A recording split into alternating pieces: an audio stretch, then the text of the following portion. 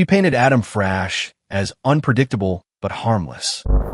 That's just Adam. She repeated again and again. Adam will pop up anytime. But detectives weren't chasing emotion. They were studying behavior. Martha insisted the relationship was distant. We haven't had sex. She quickly blurted out before detectives had even accused her of anything. Then moments later, I pay my rent. That's how I pay my rent. When he gave me that and then he bought me a car. the detective stayed patient, quiet, methodical. Then came the pressure point. Detectives... But his wife just died. I mean... Martha answered calmly. That's just something Adam do. Adam will pop up anytime. But the detective pushed further. I think it's strange. I'm having trouble trying to figure out why he's going to your house that morning and you're not questioning it. That moment attacks what psychologists call cognitive dissonance theory, the mental strain that appears when someone's story no longer matches their own behavior. Martha wanted detectives to believe Adam's visit was normal. But under pressure, normal started sounding impossible. But the pertinent questions are who this woman is, what happened on that day, and how detectives psychologically trap her with a perfect bait. Welcome back to my channel. I don't have many followers, but your single comment is a ray of hope for me. On February 22nd, 2014, inside the gated Golden Eagle community in Tallahassee, Florida, everything looked peaceful from the outside. But inside Adam and Samira Frash's mansion, a marriage was already falling apart. Samira Frash, a former model and mother of two, was in the middle of a bitter divorce from her husband, Dr. Adam Frash. There were arguments over money, custody, affairs, and control. Adam had another woman in his life, Martha Moore, the mother of his child, and he had been financially supporting her while still tangled in conflict with Samira. That morning, Adam claimed Samira needed a break, so he took the children and left. Hours later, Samira was found dead in the backyard swimming pool. At first, it could have looked like an accidental drowning, but detectives noticed problems. Adam's timeline did not sit right. His behavior after the death raised questions. What began as a quiet death inside a luxury home slowly turned into a murder case built on pressure, secrets, and a husband whose story started to collapse. Detective didn't believe in Martha's story, so brought her in for the interrogation. Let's see what happened inside the interrogation room. Oh no.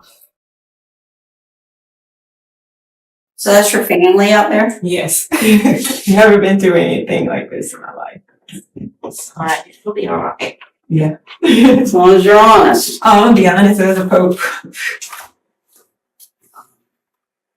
So are you originally from down here? I am from Oh, okay. Florida. How'd you end up in Tallahassee? School.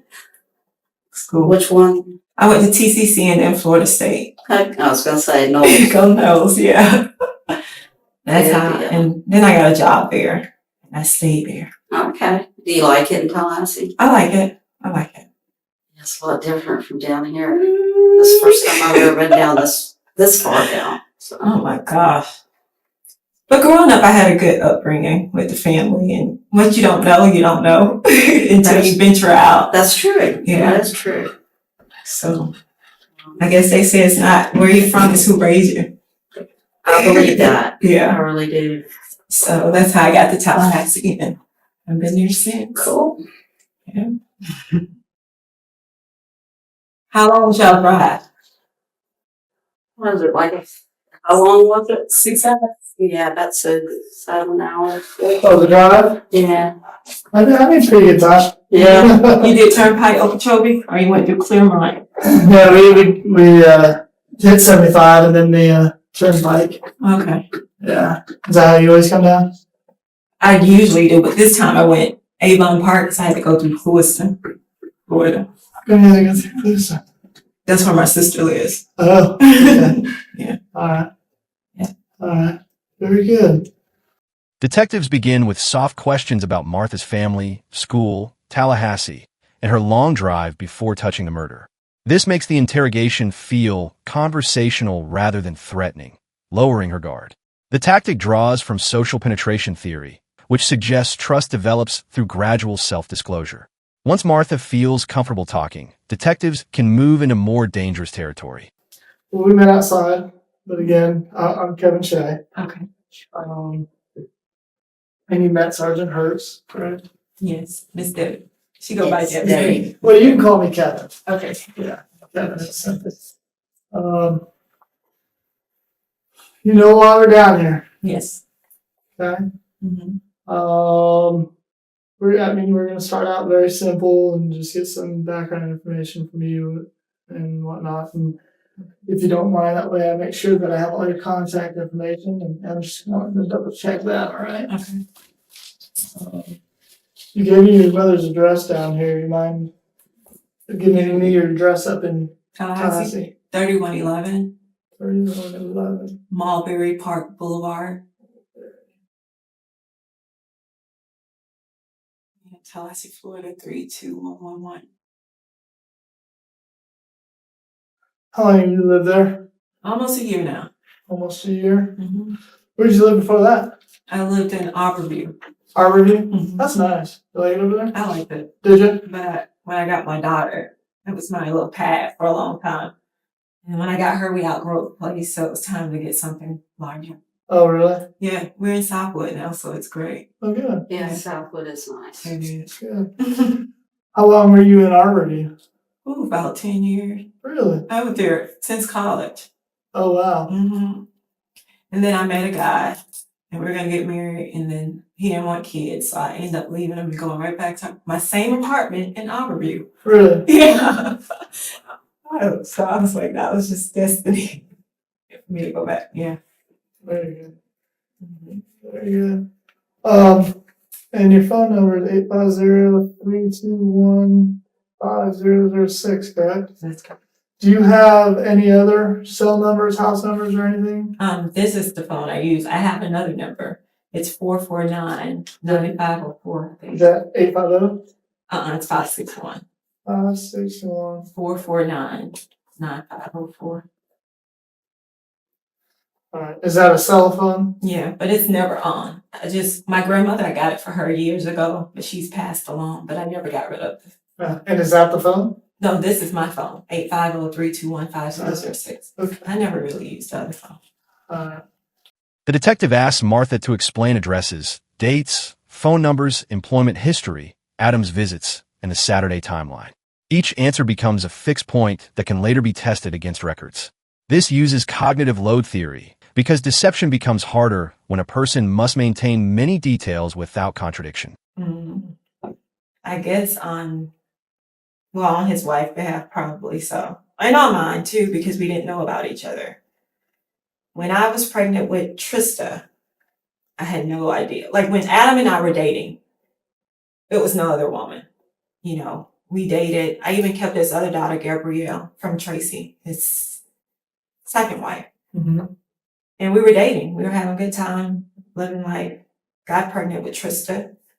And then when I got pregnant with Trista, it caused a little he didn't want a kid, but I told him I'm not having an abortion. I'm going to have my daughter. But you had no idea that he was married? He wasn't married at the time. Okay. He married when I was 6 or 7 months pregnant. Okay. And I didn't know. We didn't know. But I'm thinking the time he got married was because he told me his mother was having a stroke or something up in Omaha. And that's why he went missing, because I would call, I was like, how is your mom doing? Things like that. And, oh, she's doing good. She's getting better. But I'm thinking at that time, that's when he was up doing his thing with the other lady, the young lady. And, so long story short, so this is how everything happened. I had my daughter 2 weeks after I had my daughter, I called his house because my baby was vomiting a lot and new mom, family's not there. Don't know what to do. So I'm thinking I may have to take her to the hospital. So I called him. When I called him, I said, hey, may have to take Trista to the hospital. She's vomiting a lot. And someone snatches the phone from her. And it's her. I hate to talk about it because she's not here now, but it's her. And who's it's Samra. Okay. It was Samra. And she said, who is this? And I said, it's Martha. She said, oh, Martha? So I guess she had heard about me because we were dating. And she said, do you know he's my husband? I said, husband? Are you kidding me? I said, we have a kid together, 2 weeks old. They come over to my house. She said, well, can I come talk to you? And I said, sure. That's just me. That's how I was raised. So I let them come over. It was him, her, It's him, her, and Gabrielle. They had, because at that time he had custody over Gabrielle. And they come and I show her Trista. And he say, this is my baby. He told her, he said, this is my baby. And I said, you married? And he says, I'm not really married. I said, did you guys get married? And she said, we did in Vegas and you knew it. And she had her marriage license there. And I thinking I'm like 7 or 8 months pregnant when he did this. Instead of accusing Martha, detectives let her talk at length about Adam, Samira, the baby, money, and old conflicts. The lack of interruption makes her feel in control, but it also encourages unnecessary details. This reflects self-presentation theory, where a person tries to shape how others see them. Martha's attempt to appear innocent and moral gives detectives more material to examine. And that's how that happened. Of course, my mom said it's too much. Come home. You know how parents are.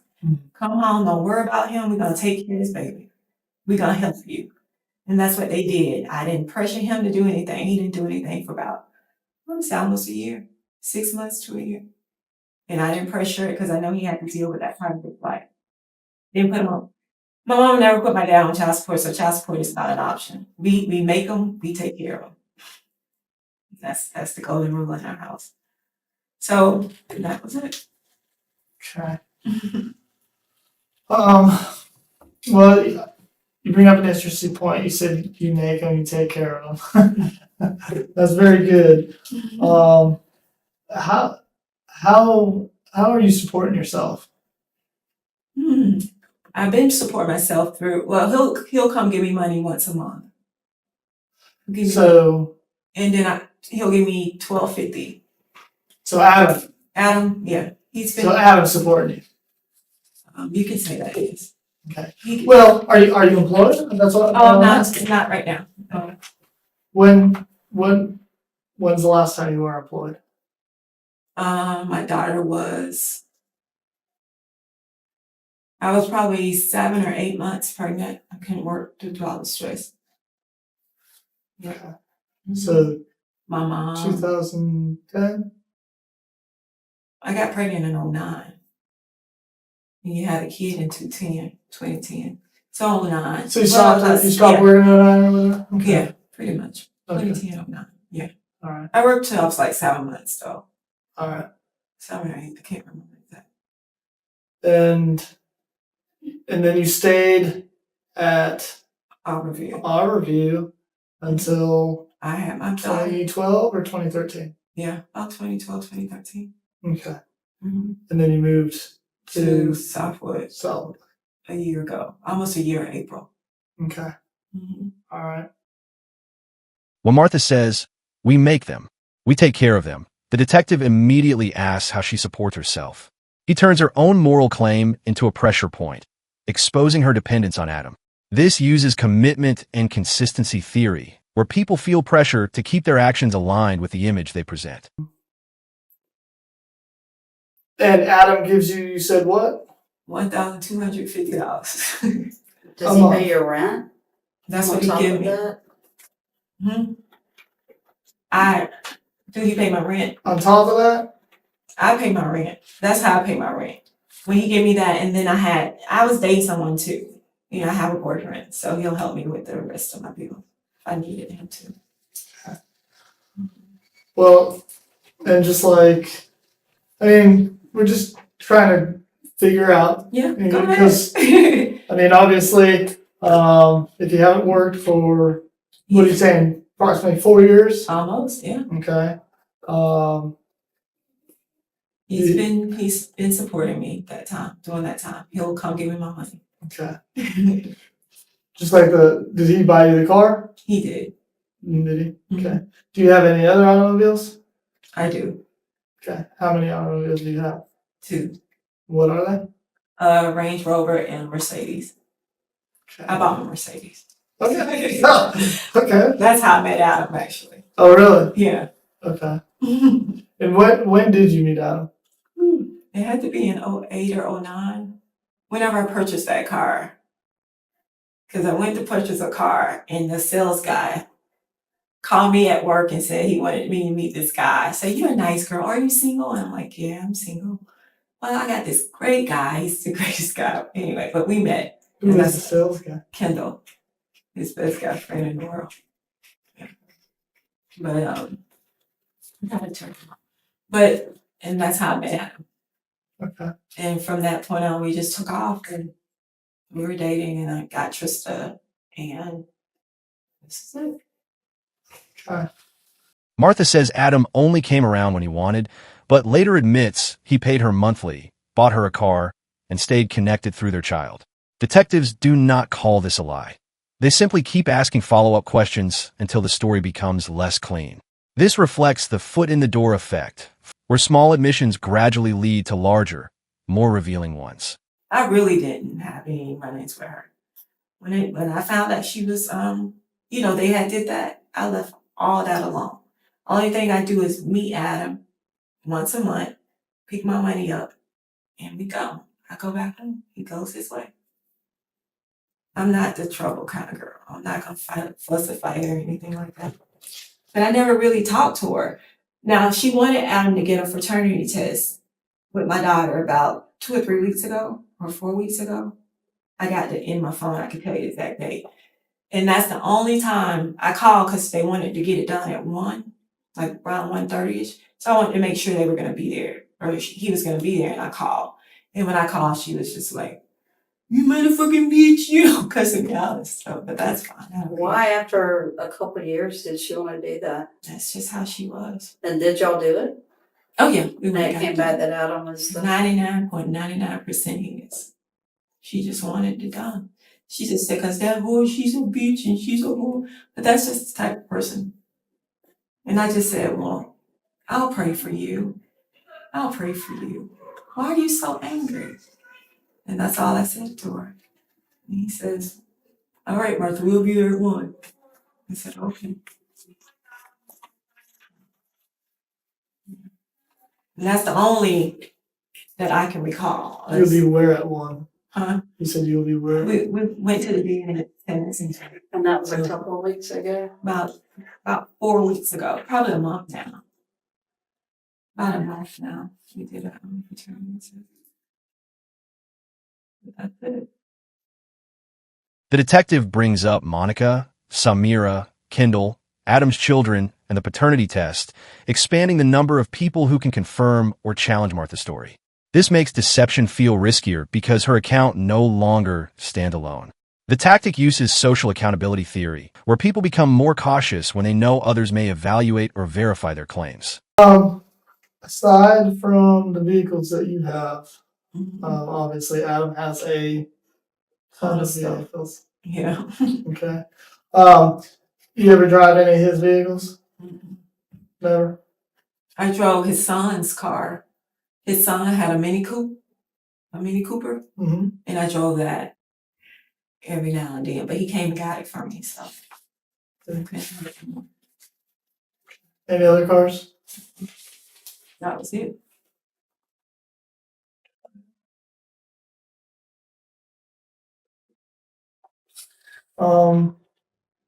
The day you were coming down to Clearwater, or I was coming to Belglade actually, but I went through Christopher. Okay. I'm assuming obviously you had your daughter with you. That's correct. Did you have anybody else with you? No, it's me and my daughter. Just you and your daughter? Mm-hmm. Okay. And you're saying that you got down I got to close about 2:00. about 2 p.m.? Mm-hmm. Okay. All right.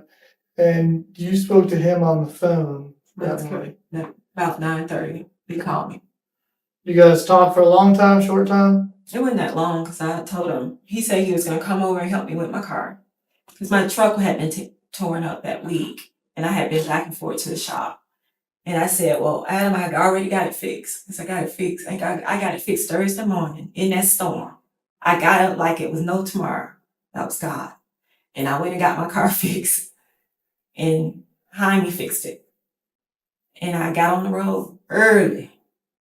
About 5 something that morning. I went to that Shell station. Y'all see my truck parked right there. And I got my credit card. Y'all can see where I left to go out. Which Shell station? It was off of Capitol Circle.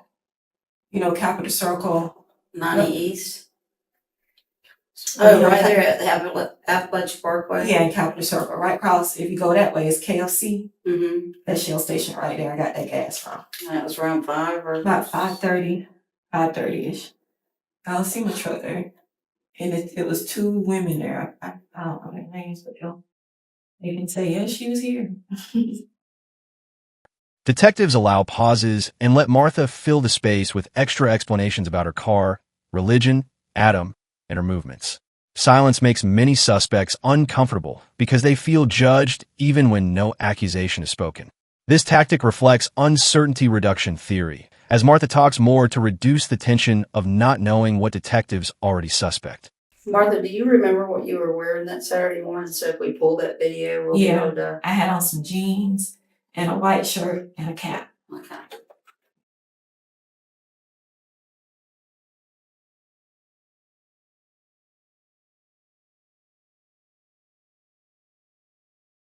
And if y'all need like my gas records, when I gas, I got them too. Y'all need them.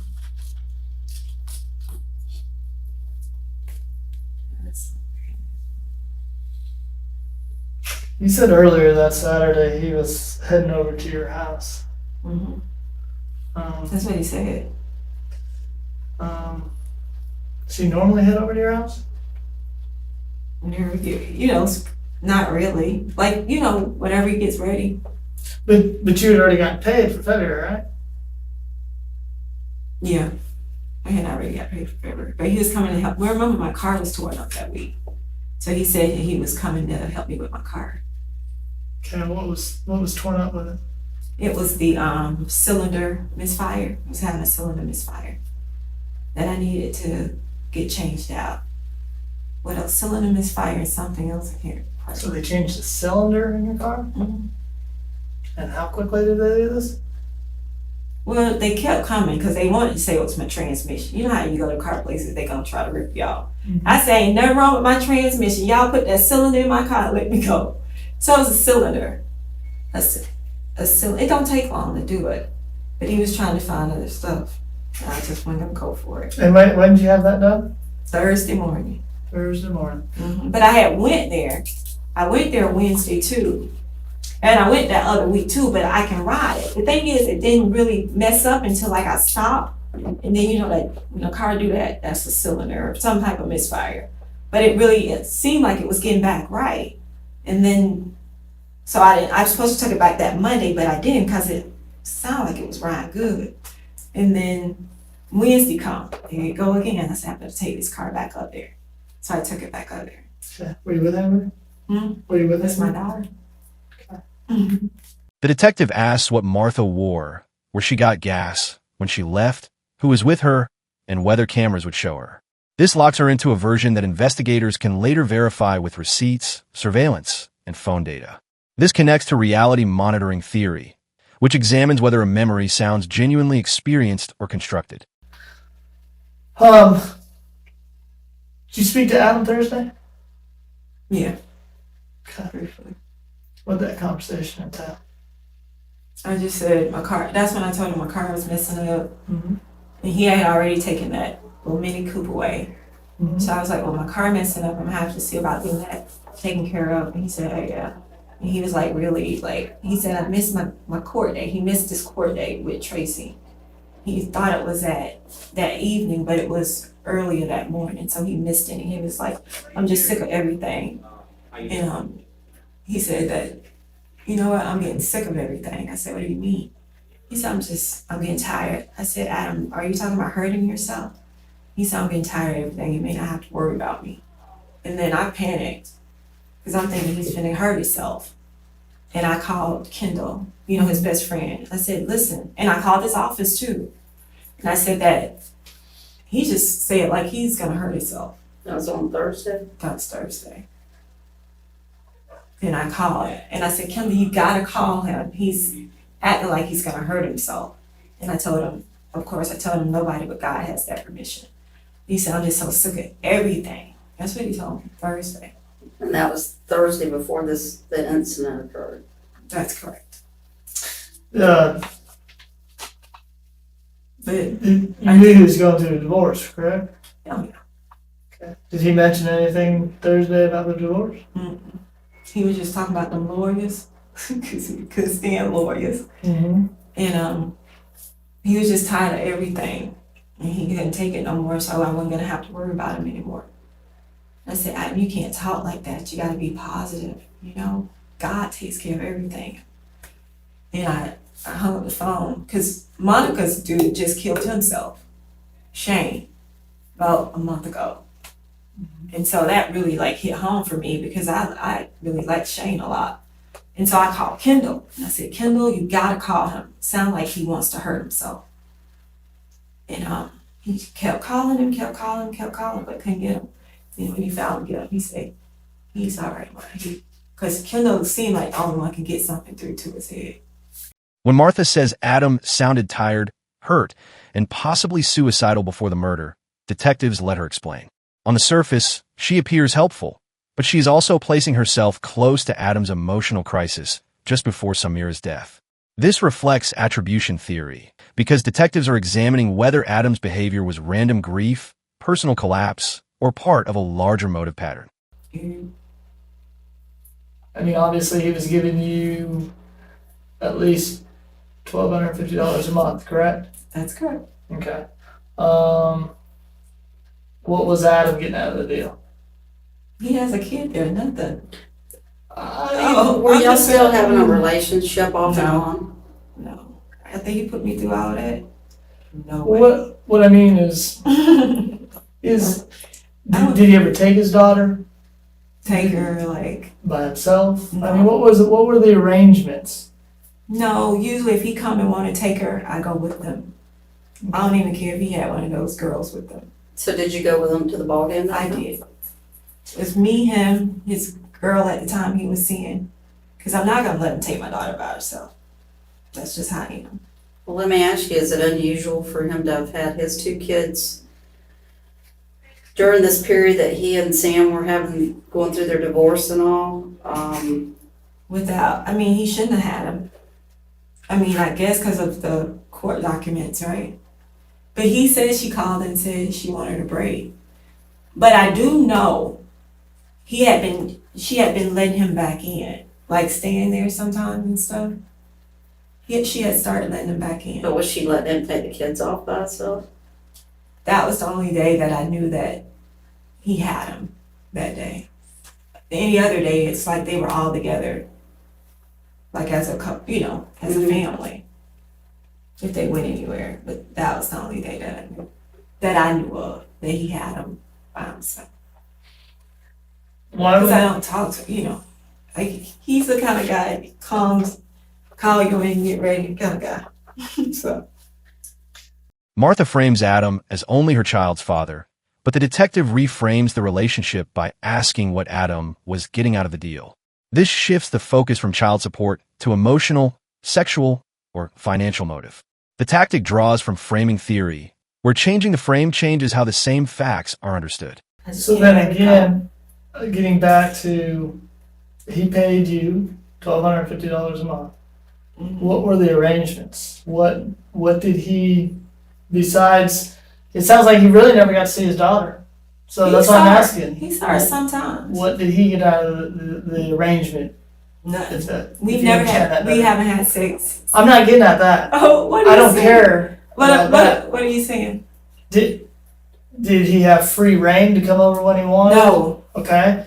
Were you essentially his babysitter if he called and said, I need you to do this? Did you work for him? No, I didn't work for him.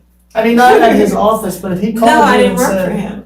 I need this, if he said jump, did you ask how high? No. It was stipulations.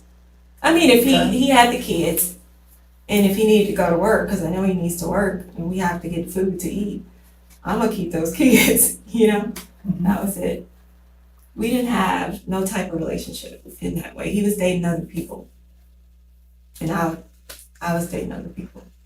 But there was no court order as far as child support. With my daughter, I don't have him on child support. Right. So y'all just came up with the agreement that he would pay you $1,250 a month. No, that's how much my rent was. So that's what he need to give to me. And I call him. And we make arrangements for me. If you ever needed money, extra money and all, would he give it to you if you called him? Sometime he would. It all depends on what I need it for. Well, if your rent is $12.50 at Southwood, is that what you're talking about? If it's $12.50 and he gives you $12.50 a month, and you're not working, how? I get me some more. I have a boyfriend. Okay, so he's giving you money as well, is what you're saying. Yeah, work if I need it. Yeah. Okay, but no other money's coming from Adam. The detective repeatedly returns to the $1,250 monthly payments, the rent, the vehicles, and Martha's lack of employment. He is not just asking about money. He is testing whether Martha had a financial interest in staying close to Adam. This uses rational choice theory, which suggests people may act, assist, or conceal when they believe the personal benefit outweighs the risk. When he called you that Saturday and told you he had the kids and all, you didn't think that was unusual? And he was on my way to my house. That's what it was. He does stuff like that though. He just calls and pops up sometimes. That's Adam. I just said it was kind of, he had the kids. But I was talking to my mom and I said, Mom, this is Adam calling. So it was kind of different. And then she said, okay, well, just call me back, baby. And I got the phone to him. He said, hey, Martha. And he seemed at a good place though. Usually Adam is like neurotic, but he seemed calm and he was at a good place. Because I remember hanging up with him. I said, Mom, Adam really sounded like he was at a good place today. He sounded happy today. She said, well, that's good. And he had the babies because I can hear those babies back there. And that was it. The detective compares Adam's earlier emotional collapse with Martha's claim that he sounded calm and happy on the morning of the death. That contrast matters because sudden calm after chaos can signal resolution, planning, or emotional detachment. This uses affect control theory, which examines whether emotional behavior matches the expected situation. And I said, okay, come on. Let her in. And we talked. And, she said she didn't know. I didn't know. I feel like we were both victims of this. Because I didn't know. She didn't know. And then all of a sudden, I got this little crying baby, 2 weeks.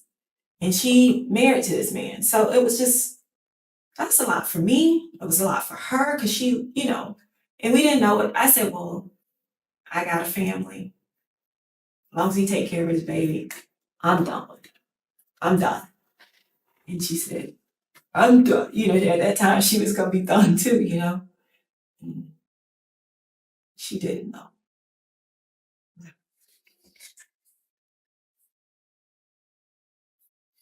So we were both had headaches that day. But my mom said, no, you can't keep her here, Martha. And I didn't. So at the day, I took her to a hotel. And she ended up letting him come get her, I think. He came and got her after 5 days. She did. But I hadn't seen her or anything no more. I went on with my life. Well, you said earlier that you knew that he had been going back to the house and that you'd seen him with him and her and the kids. No, I knew that they were him and the kids because he was at the house. Remember the day I had to get the blood test for Tristan? He was at the house. And he had said, she didn't let me come home. I've been staying at home and trying to fix it. We're trying to what you call it when you're trying to get back things together? Reconcile. They're trying to reconcile things. Well, obviously, y'all talk quite a bit. Not a lot, but if you meet Adam, when you meet him, he's gonna tell you the whole story, the whole whatever he's going through, you'll know about it that same day you meet him. So when we talk, he talked about everything. That's just how he is. Martha repeatedly portrays herself and Samira as both victims of Adam's deception. The detective does not directly reject this, but he keeps pulling the conversation back to Adam's access, calls, money, and movements. This weakens her emotional framing and returns the interview to facts. The tactic reflects narrative identity theory because Martha is trying to cast herself in a sympathetic role while detectives quietly reshape the story. Even if I need help today, they're gonna help. They help. That's what we do. Martha, when he called you after um, the incident occurred and everything, and he's talking to you, and I mean, what all did he say happened? He didn't say anything about it. He was sad and like he was crying a lot. Like he was like crying and stuff. And he said he just feels really bad. And he mentioned about the people did him bad when he went to jail. They just I mean, he didn't even tell you what happened. he didn't. He said that he's making arrangements. He didn't know if he was gonna have a cremated or have a ceremony for it. He didn't. He said, I don't know if I'm gonna have her cremated. I know she wanted to be cremated or a ceremony. I mean, you don't think it's odd for him not to even talk to you about whether it was an accident or, what could have happened, or, I mean, he just called crying that she was gone. I mean, didn't even go He was into. sad. Yeah. He didn't go into, I'm just being honest, he didn't go into details about it. Well, how did you find out? Kendall called me. When did called Kendall me. call you? It's about 5 in the afternoon. What did he say? He said, Martha, and I said, what's up, Kendall? He said, Summer is dead. I said, I was shocked. I said, no, Kendall, you lying. He says, she's dead, Martha, I'm for real. He said, Doc didn't even know. I had to call and tell Doc. I said, what did he do? And he said, he just started crying. Martha admits Adam talked to her about personal problems, court issues, money, and emotional distress. The detective then uses that admission against her by questioning why Adam would not tell her anything meaningful after his wife died. This corners her with her own earlier description of closeness. The tactic reflects consistency theory because detectives pressure her to explain why one part of her story does not fit another. That was it. And I was like, oh my gosh, Kendall, you lying. He said, no, she's dead. And that was it. So did you try to call Adam? Mm-mm. I didn't at all. Why wouldn't you call him Yeah. if y'all close? When did you check on him? I mean, we were close, but that he'll call me if he needed anything. I mean, we didn't talk every day. Like, we were good friends. Yeah, I know, but his wife just died. I mean, And you say you pray for him and all like that. I do. I would. I I think just didn't you call reach him. out to him. I didn't call him. On the truth, I didn't call him. I was going on a date. I was getting my face made. I was running late. And I was just devastated by the news. And I didn't call. I didn't call. They're not devastated enough to get your face done and continue to go on the date. No, but you could believe the makeup artist. She was like, Martha, you gotta calm down. You gotta calm down. But my mom said, baby, it's your birthday. You gotta enjoy your birthday. And I was running late. And my dude is the type, he's a time guy. So he makes the time. I gotta kind of be here. It's just the guy from Ohio? No, it's not him. It's the guy I met in the process of Ohio. When Martha says Samira's death was devastating, the detective points out that she did not call Adam and still continued getting ready for a date.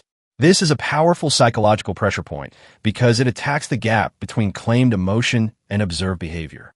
The tactic uses expectancy violation theory, where suspicious behavior stands out because it violates what people normally expect from grief or shock. It was very important, this little meeting here, and during this investigation, we have gathered a lot of information. Mm-hmm. And I want you to understand that if you know something and you're not telling us, you've got a lot to lose. You've got a beautiful daughter. Mm-hmm. And you've got an opportunity right now to tell us what you know, because It's nothing that I know towards that. Nothing. because you don't want it to come back later and bite you and end up getting in trouble, because that's going to take you away from your daughter. I don't have nothing to say. It's just hard for me to believe that as much as he confides in you. I'm telling you just what he told me. That's all he told me. I think it's strange. I'm having trouble trying to figure out why he's going to your house that morning and you're not questioning it. Because that's just something Adam do. Adam will pop up anytime. That's Adam. He'll knock on the door. Who is it? It'd be Adam. Near the end, the detective becomes more direct, warning Martha that if she knows something and hides it, she has a lot to lose, especially her daughter. This shifts the pressure from Adam to her own future. The tactic draws from prospect theory, which shows people often react more strongly to the fear of losing something valuable than to the chance of gaining something. Legally, Martha Moore's interrogation helps detectives strengthen Adam Frash's motive, timeline, and post-crime behavior. She confirms Adam financially supported her, had marital conflict, was under money pressure, and contacted her the morning Samira was found dead. Her statements also show Adam had the children unusually, claimed Samira needed a break, and later avoided giving clear details about what happened. This does not convict Martha, but it supplies corroborating circumstantial evidence against Adam. Motive, strained marriage, financial stress, opportunity, and suspicious conduct. In court, this helps prosecutors argue the death was not accidental, but part of a deliberate pattern. The suspect in this case was Dr. Adam Frash, who was convicted in January 2017 of first-degree murder for killing his wife, Samira Frash, after she was found dead in the backyard pool of their Golden Eagle home in Tallahassee, Florida. A Florida jury rejected the defense claim that her death was accidental, and Frash was sentenced to life in prison. His conviction and life sentence were later upheld on appeal in September 2019, meaning the appellate court found no reversible error serious enough to overturn the verdict or sentence. Martha Moore's interrogation mattered because it supported the state's broader picture of Adam's double life, financial pressure, relationship conflicts, and suspicious movements on the morning of Samira's death. In legal terms, her interview helped build circumstantial proof around motive and consciousness of guilt.